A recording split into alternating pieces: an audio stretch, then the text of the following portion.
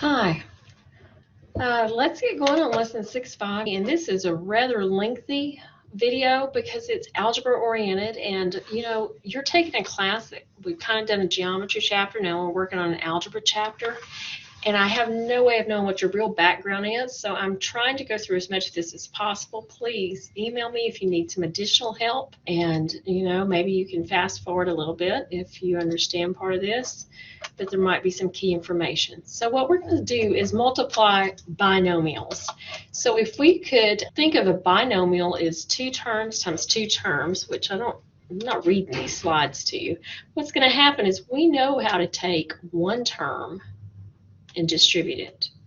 And we could take even a different term and distribute it. So repeated distribution is actually how we can multiply binomials. And so this is the exact same problem, but it's written differently. It's 3x minus 5 times 2x plus 1. But you can think of that as 3x times that parentheses 2x plus 1, and then negative 5 times that. So if you distribute the 3x, you do 3x times 2x, and then 3x times 1. That is essentially taking the first terms and multiplying them, and then taking the ones that are on the outsides of those parentheses and multiplying them. And then we have negative 5 times 2x and negative 5 times 1, so that takes the inner parts and does a product, and then the last terms in each parentheses and does a product. So FOIL really is repeated distribution.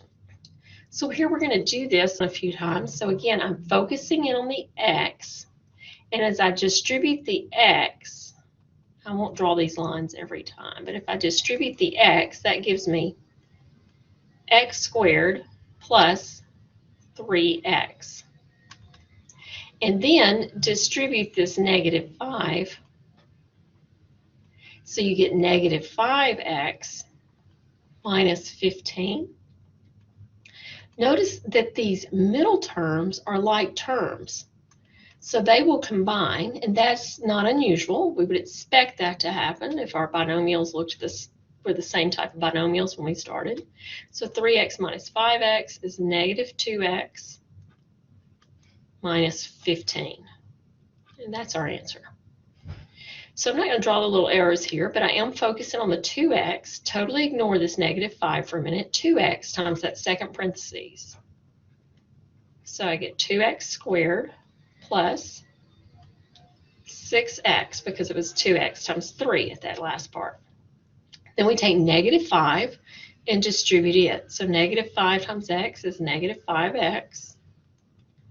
Negative 5 times 3 is negative 15. So repeated distribution. Again, the middle terms are like terms.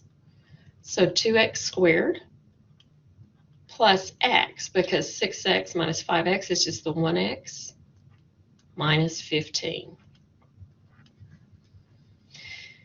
All right.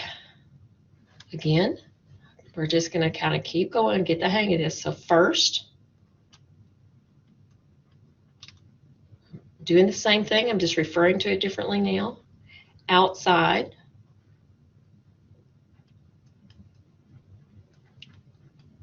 inside,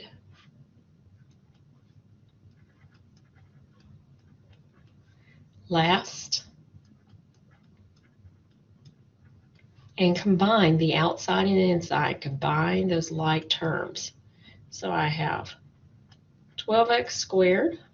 And negative 15 minus 28 is negative 43x plus 35. All right, so now I'm just going to combine the outside and inside terms as I go. So the first terms are x squared, but then the outside is 2x, the inside is negative 1x. So 2x minus 1x just gives me 1x. Negative 1 times 2 is negative 2. So because I know these middle terms combine, and they do that over and over and over, I just kind of did that aloud as I went. So my first terms, 2x squared. Outside is 4x. Inside is negative 1x, so 4x and a negative 1x is 3x. And then the last is negative 2. So that is multiplying binomials, and we use the FOIL method or repeated distribution. But of course, once we already have a quadratic, we may need to break this back apart into factors, which means we need to find out what they multiplied to get it. Now, these really kind of fall into two categories. If the leading coefficient or the number in front of x squared is an understood 1, these are the easiest. We just kind of start at the back and bounce forward. So I'm not going to draw these lines every time, but we're going to look here and bounce forward. So it's what multiplies to 15 and adds, now that came from that sign, that very first bounce, to be 8. Well, if you had something like 120 there instead of 15, that would be more difficult. But because it's 15, there's not a lot that multiplies to 15. And we pretty quickly find that it's 3 times 5 is 15, and 3 plus 5 is 8. And that's what goes in our parentheses, x plus 3 and x plus 5.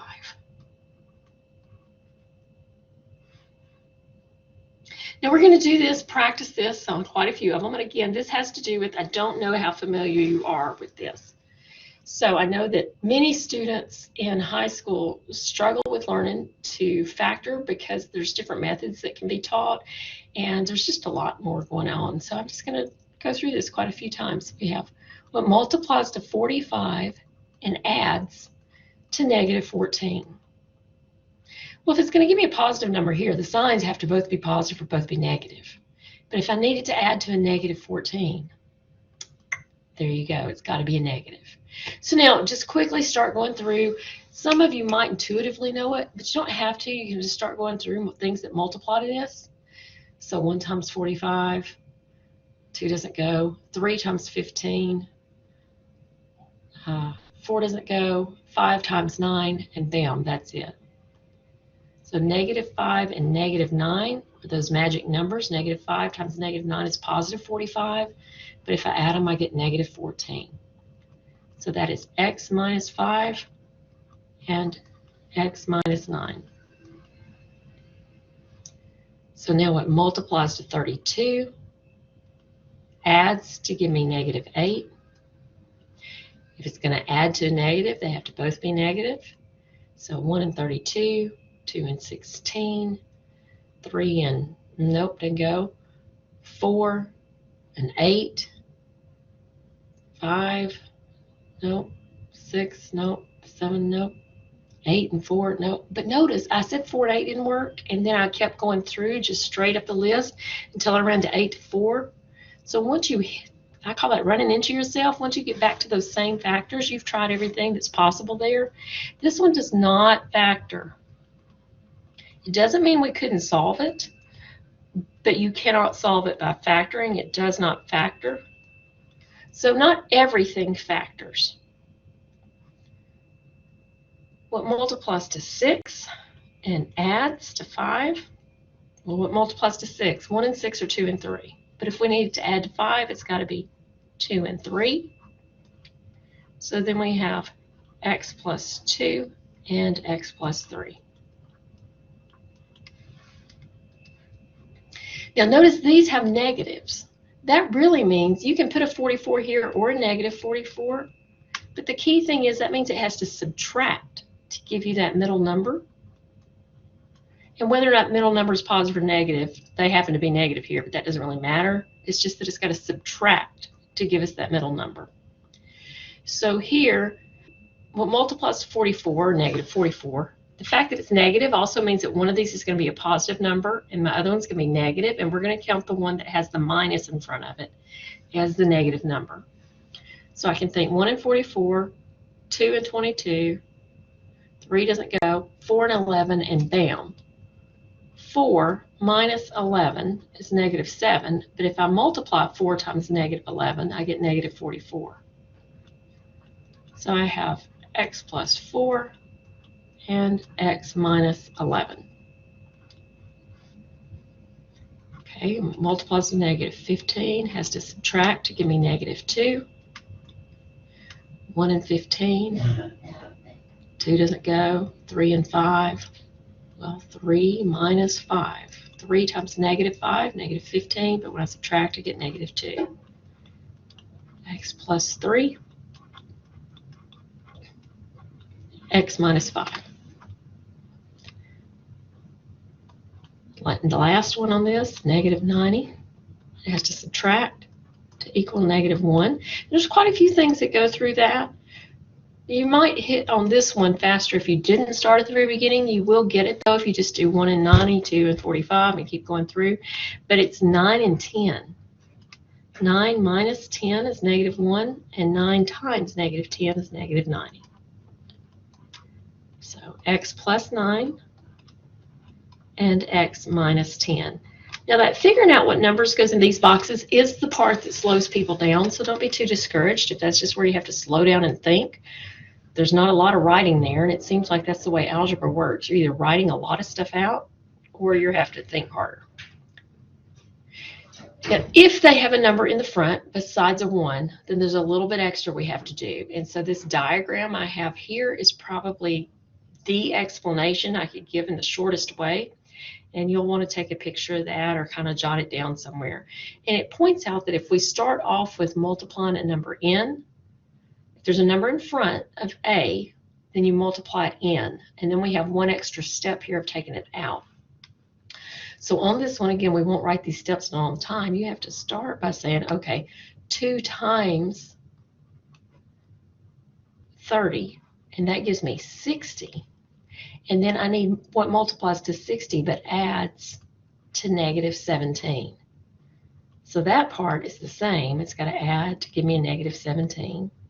If it's got to add to a negative, then they were both going to be negative. 1 and 60, 2 and 30, 3 and 20, and that's where it's important that you realize you're adding, because if we were subtracting, that would be different here, but 3 and 20 is not going to work. 4 and 15, 5 and 12.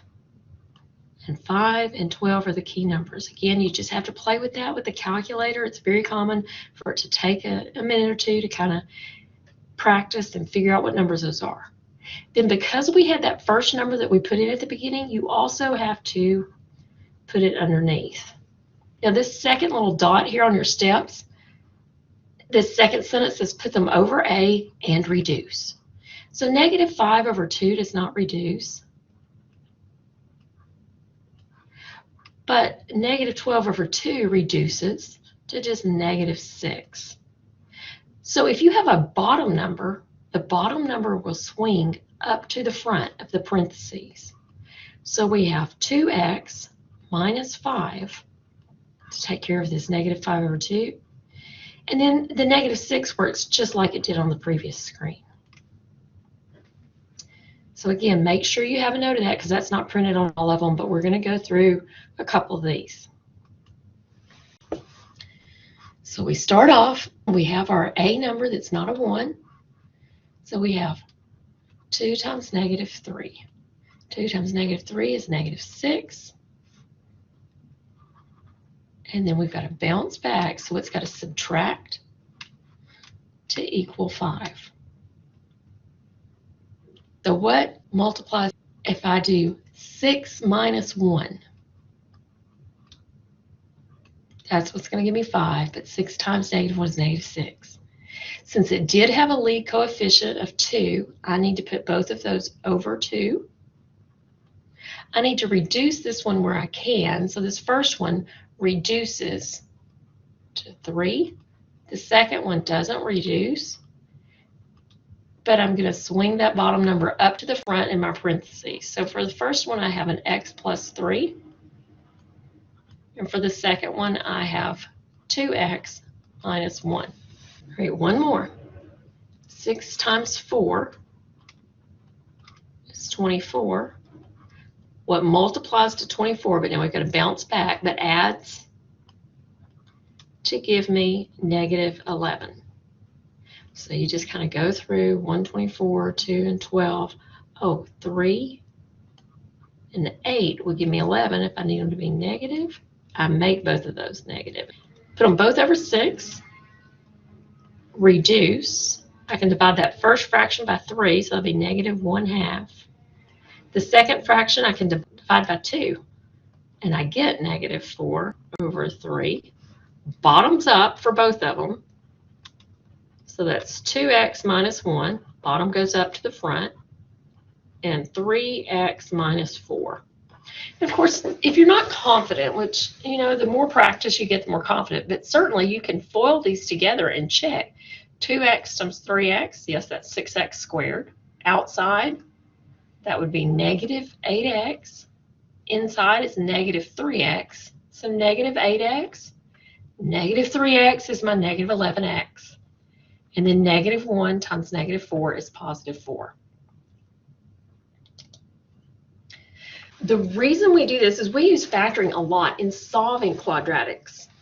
There are several methods we can use. The two that are printed here larger are the two that we're going to focus in on this lesson. And really it's just saying the quadratic equation. This should say the quadratic formula. But we're going to use factoring and the zero product principle. So first of all, maybe what is the zero product principle? I'm sure that you intuitively know this somewhere. But if A times B is equal to 0, then one of those original numbers has to be 0. Because you cannot multiply two numbers together and get 0 unless one of your first numbers is 0. So we'll be doing factoring and then using that zero product principle. And sometimes that's called the zero product property. That's probably what I would call it the most. And then the quadratic formula, which I have on another page.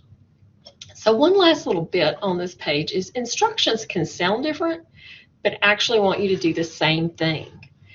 So if they told you to solve or find the x-intercepts or the zeros or the roots, solutions, x-intercepts, zeros, and roots are really all from that same concept, and your work would be the same. Is there any difference at all? Well, because x-intercepts have to occur on a graph, then they have to be real numbers. But the other ones do not have to be real numbers. They can be complex or imaginary. The process you would take to find them is exactly the same. This one's the most common. Use factoring and the zero product property. So I have two of them here that are already factored. But the rest of them are not factored, so we will have to factor them before we use the zero product property. If you have ax plus b, you know, kind of like what we have in these little parentheses, if that one equals 0, then to solve it, you would have to take the b over to the other side, and it would change signs. And then you would divide both sides by a. So what would happen every time is that when you had that little two-term thing written, x would equal the opposite of b over a. And that's a pattern that can help you speed up a little bit. I'm going to actually work this first one out the longest way, and then we're going to use that pattern. Using the zero product property, either this first parentheses has to equal 0, or this second parentheses has to equal 0, because their product is 0. So if I solve this first one, 2x would equal 3, and x would equal 3 over 2. Solving the second one, 3x equals 2, and x equals 2/3. Let me write that answer. I'm going to write that answer in a brace. It's like a list then of two numbers. And one of my numbers is 3 over 2. You could write that as 1.5. My second number is 2/3, and you do not want to write that one as a decimal because it just goes on and on and on and on. But if you look at these as what I just said was the pattern, it's the opposite of the second number over the first. So I could just look at this and know that my answer is going to be positive 3 over 2. And that is what I got. Similarly, in the second one, positive 2 over 3. And that's what I got. So now we will speed up here then. That patterns help us save time.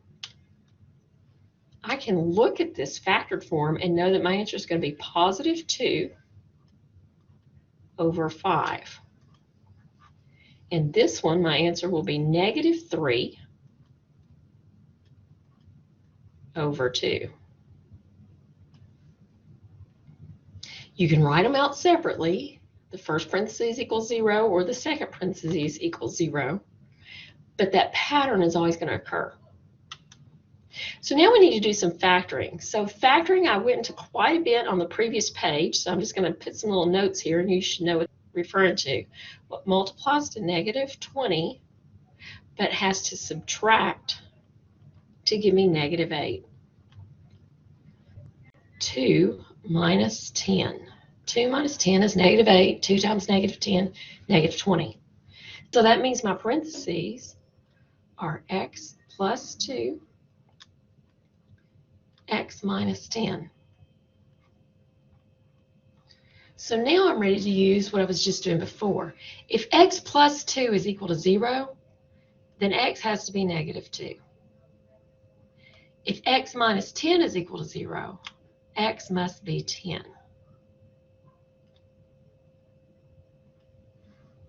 All right, we got to factor again. What multiplies to 8 but adds to 6? Oh, multiplies to 8 but adds to 6. 2 and 4. X plus 2, x plus 4. Didn't write as much down, but I did it the same way. So my solutions are negative 2 and negative 4. Factor, but this time I've got a number in front, so I've got to multiply that in. 3 times negative 2 is negative 6. So it's got to multiply to negative 6, but subtract to 1.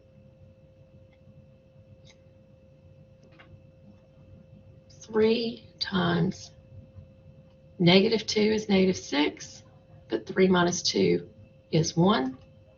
Put them both over your first number. Reduce where you can, so that's just a 1. So I have x plus 1, 3x minus 2. So now I'm ready to write my answers. Negative 1, because that's what would make this parentheses equal 0. And the opposite of b over a was going to be positive 2/3. Now again, if that shortcut's driving you crazy, you just write down each set of parentheses equal to 0 and solve. X plus 1 equals 0. Subtract 1 from both sides, you get negative 1. 3x minus 2 equals 0. So 3x would have to equal 2, so x would have to equal 2/3. Now this one, again, I've got all these numbers that I can divide all these by 2, so I should just do that first. Why we use numbers this big when you can divide everything by 2? And you can when there's an equation, because if you can do it on the left-hand side of the equation and the right-hand side, then it's legal. So dividing everything by 2, I have 5x squared minus 8x plus 3. 0 divided by 2 is still 0. Now my numbers are smaller. You would get the right answer if you didn't do that, but the numbers are smaller now, so it makes it a little bit easier. 5 times 3 is 15. What multiplies to 15 but adds to give me negative 8? Didn't really give myself enough room there. So that's going to be negative 3 and negative 5. Since I did have a number in front, I've got to put them both over that 5. Reduce where I can, which means that last one's going to reduce to negative 1. So I have 5x minus 3 and x minus 1. The solutions are 3 over 5 and positive 1. Now I'm going to point out something here that some of you may have noticed, but whenever you're doing this factoring, the numbers that you get at that end of that factoring compared to your solutions are exactly opposite. Over here factoring, I had a 2 and a negative 10, but my solutions were negative 2 and positive 10. When I was factoring on this top right one, I ended up with a 1 and a negative 2/3, but my solutions were negative 1 and positive 2/3. That's a pattern, okay? It's not an accident. It happens all the time. Okay, but what if we can't factor it? We had something just a few slides back where I said not factorable. That doesn't mean that we couldn't work with it. If you have something that doesn't factor, this one does not factor. What multiplies to 3 and adds to -6? Nothing. Then we're going to use the quadratic formula. If you don't know this formula, you definitely need to write it down. You're going to have to use it. If you know Pop Goes the Weasel, I don't even know if anybody knows that song anymore. X equals -b plus or minus the square root b squared minus 4ac all over 2a. People use that to help them learn it. I just learned how to rattle it off, though. And you may hear me say opposite of b instead of negative, because a negative in front of something just changes the sign. So one thing that you have to realize then is your a, b, and c are coming from your coefficients. So here I have a, b, and c. So then I'm just going to plug it in. X equals the opposite of b plus or minus the square root of b squared minus 4ac. So point out on a is not x squared, it's that number in front of x squared. Okay, you're not putting any letters over here in this equation. And it's all over 2a. Now when you simplify this, you always want to do this discriminant part first, which is that part that's underneath the root.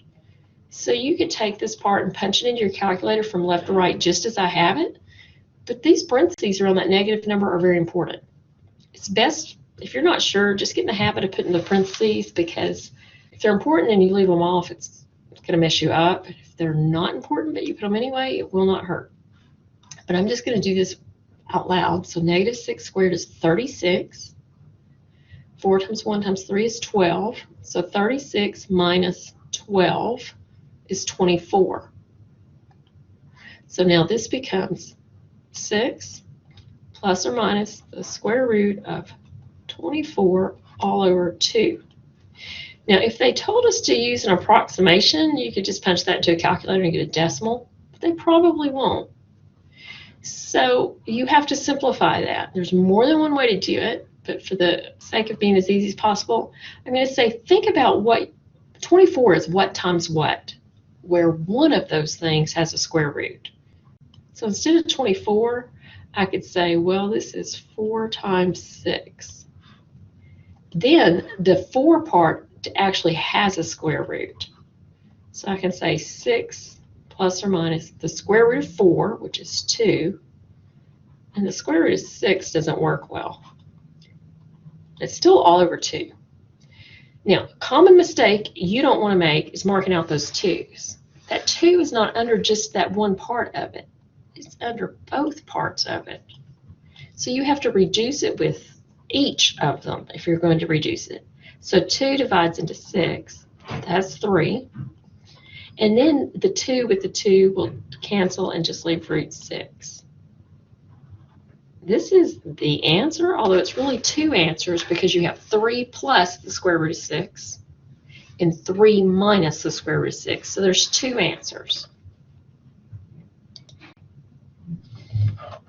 If things are not lined up appropriately, you need to rearrange them first, because notice the formula over here says equals 0, but this one doesn't say equals 0. So the very first thing you have to do there is take that one back over by subtraction so that it equals 0. So then we have 5x squared plus 3x minus 1 equals 0. Now you can apply the formula. X equals the opposite of b, that's the middle term's coefficient, plus or minus the square root of b squared minus 4ac all over 2a. Now again, you want to start. You can take this part that's underneath that square root and you can just put that in your calculator from left to right as it appears.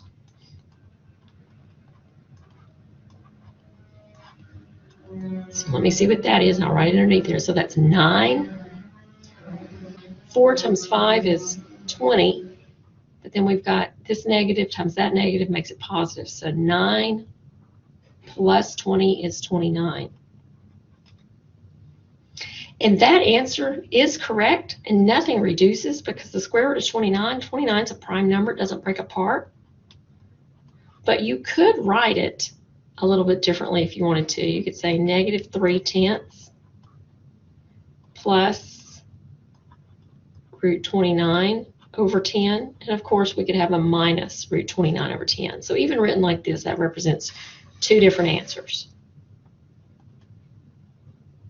One more example of this, and again, just make sure things are lined up properly. So this x cannot be over here on this right-hand side of the equal. I've got to bring it over by subtraction, and I need it to land in the middle. So 4x squared minus x plus 3 equals 0. Now I can identify a, b, and c. b is not the x, it's the number in front, so b is actually going to be -1. X equals the opposite of b plus or minus the square root of b squared minus 4ac all over 2a. Simplify this part that's underneath that radical first. I'm just going to write this other part over before I do it. All right, so that's 1. And then minus 4 times 4 is 16, and 16 times 3 is 48. So 1 minus 48 is -47. Okay, the square root of a negative number is not real. So this one is not real. There is no real solution. But that doesn't mean you couldn't find a solution if you were willing to work with imaginary numbers. By definition, the square root of a -1 is I. So like I can mark that out and put an I in front. And then I can rewrite that as 1/8 plus or minus, the square root part was 47, which doesn't simplify. It's over 8, and it has an I. But that is not a real number, okay? That is an imaginary, and together with this 1/8 part, which is real, that's called a complex solution. So you're never going to find complex solutions from factoring, but you can find all the solutions from this. Now, this is a real homework tip, and this one is finishing up the slides parts that go with 6.5. I've just copied this from a homework thing, but I'm not going to work it all the way out, but I just feel like the instructions were a little bit confusing. The golden ratio is the ratio of the long side to the short side. Now, the part that I didn't highlight is what they tell you it is in rectangle A. Rectangle A, that ends up being this weird little symbol that's called psi to 1. Now, psi is sometimes written differently, and you can see it over here as like a circle with that line going straight up and down. But if you look at rectangle A, which is the big rectangle, the long side is marked with that symbol, and the short side is marked with 1. So that's all I mentioned in that first sentence. They say write a fractional expression that models the golden ratio for rectangle B. So for B, what you need to do is do the long side of B compared to the short side of B. So I will do this one. If you go over here, here's rectangle B. The long side of B is the side that's marked 1. And the short side of B, well, it's not marked at the bottom, but up at the top, this is psi minus 1.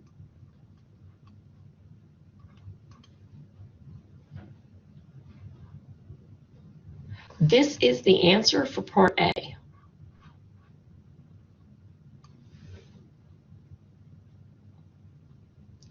Now, this next part says, set the expression for the golden ratio of rectangle A equal to the expression for the golden ratio of rectangle B. So I'm going to do that. Okay, over 1 is equal to, and that's the one from rectangle A, set it equal to the one from rectangle B. and then solve. Well, to solve a proportion, we use cross products. So going from the top left to the lower right, I can't write.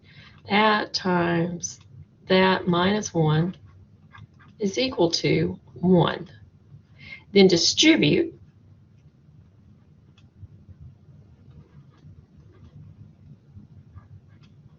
It's supposed to be that symbol. I just have a really hard time doing that. So now if you bring this over to the left so that it equals 0,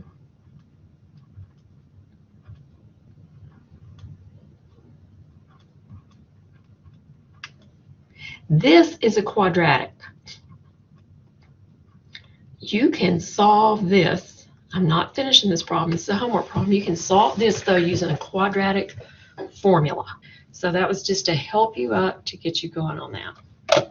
So that finishes 6.5.